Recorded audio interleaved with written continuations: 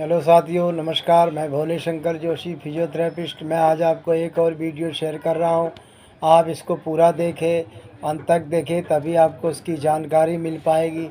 साथियों, मेरे टॉपिक का नाम है ऑस्टियोपोरोसिस।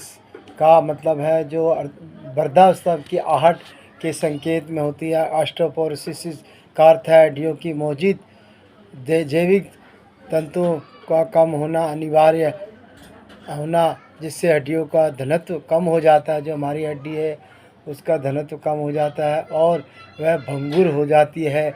हड्डी की अन्य बीमारी की तरह शरीर के खनिज तत्वों में, जैसे हमारा कैल्शियम है, फॉस्फेट है आदि, कमी इस बीमारी से ना तो लक्षण होते हैं ना ही कारण का पता लगता है। जैविक तंतु हड्डियों की स्थिरता प्रदान करते हैं तथा मानव कंकाल संपूर्ण शरीर का भार वहन करने में सक्षम होता है, मगर जैविक तंतुओं की संख्या की कमी के कारण ऑस्टियोपोरोसिस में हड्डियों का घनत्व कम हो जाता है।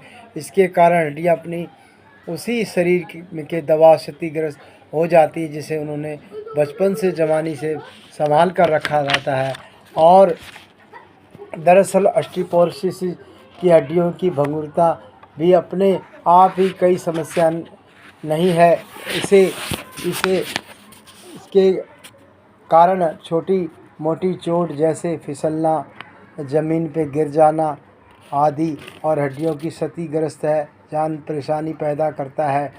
कई बार तो जरा सी चोट में भी हड्डी टूट जाती है और बाथरूम में फिसल कर गिरने के कारण कूल्हे या कलाई की हड्डी का टूटना वृद्ध महिलाओं की एक और आम समस्या है। वैसे ही बीमारी में सबसे ज़्यादा प्रभावित होती है रीढ़ की हड्डियाँ, जिन्हें शरीर के अगर तकरीबन हर समय वहन करना होता है। और ऑस्टियोपोरोसिस के मरीज में रीढ़ में कंप्रेशन फ्रैक्चर की संभावना बढ़ जाती है और रीढ़ आगे की ओर झुकने लगती है। और अब प्रश्न उठता है कि आमतौर कठोर रहने वाली हड्डी वृद्धावस्था में भंगुर क्यों होती है। दरअसल शरीर में अस्थि तंतुओं के निर्माण और विनाश की प्रक्रिया साथ साथ चलती है, जिससे नींव से पुराने तंतुओं को स्थान नए तंतु लेते रहते हैं और बढ़ने के साथ साथ निर्माण रफ्तार विनाश की रफ्तार के पिछड़ जाती है, जिससे नष्ट हुए तंतुओं को पूर्ण निवारण नहीं हो पाता और हड्डियों के घनत्व में कमी आ जाती है।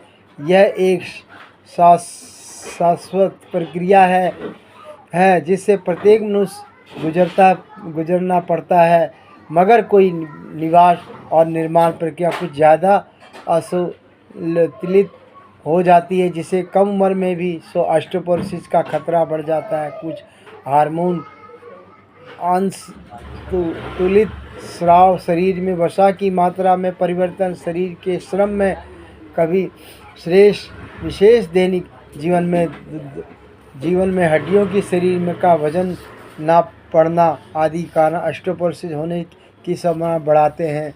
और महिलाओं में माहवारी के दौरान एस्ट्रोजन नामक हार्मोन शरीर की सक्रिय होता है और जो काफ़ी हद तक स्थिर विनाश प्रक्रिया पर नियंत्रण रखता है। रजोनिवृत्त पर हार्मोन के साथ तो बंद कर देती है। इसीलिए रजोनिवृत्ति के बाद ऑस्टियोपोरोसिस की संभावना बढ़ जाती है। एस्ट्रोजन का प्रभाव माहवारी की अनियमितता के दौरान ही होता है। प्राय लंबी दूरी धविकाएँ और नेत्र यागनाएँ आदि अनियमित महामारी में प्रभावित होती है। इनमें अस्थि भंगुर होने का और स्टेज फ्रैक्चर होने का खतरा रहता है और इतना अवश्य है कि अवस्था अस्थायी होती है और महामारी की अनियमितता ठीक होने के बाद सुधार आती है।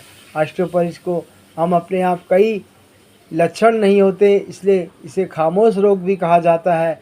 आमतौर पर जब किसी मामूली चोट बाद हड्डी टूटती है या रीढ़ की हड्डी में तेज दर्द होता है, इस रोग को हम ध्यान जाता है। ऑस्टियोपोरोसिस की पहचान बोन मिनरल डेंसिटी माप की जाती है। इस मापने में 3 मुख्य उपकरण डेस्का, अल्ट्रासाउंड और सीटी स्कैन, जिसमें डेस्का ड्रेल एनर्जी एक्सरे एब्सोयोमेट्री सबसे आम मानक तकनीक है और इनमें भिन्न ऊर्जा स्तरों में 2 एक्सरे किरणें भाग विशेष की हड्डी के दृढ़ता मापने में प्रयुक्त होती है।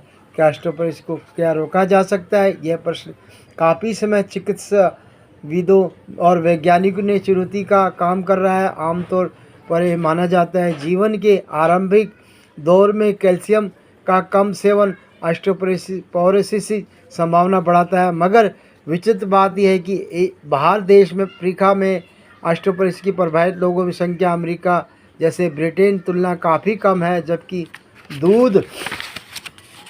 दूध और कैल्शियम युक्त भोज्य पदार्थों सेवन अमेरिका ब्रिटेन में अपेक्षाकृत ज़्यादा है।